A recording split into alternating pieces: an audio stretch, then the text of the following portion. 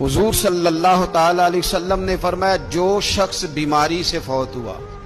جو شخص، قربان جاؤں میرے محبوب نے بیماری کا نام ہی نہیں لیا،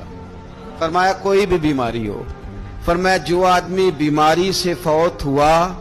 اللہ اسے شہادت کی موت عطا فرمائے گا، اور وہ عذاب قبر سے اور قبر کے امتحان سے بھی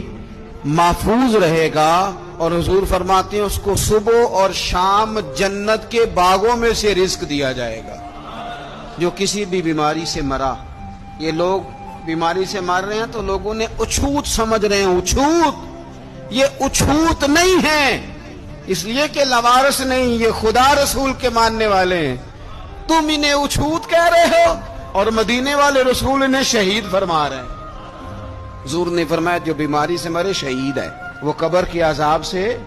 محفوظ رہے گا اور جنت کے باغوں میں سے اللہ رزق دے گا۔ لوگ کہتے ہیں دیکھو جی بڑا تانگ ہو کے دنیا سے گیا ہے، تو اس بندے کو بھی عذاب قبر نہیں ہوتا۔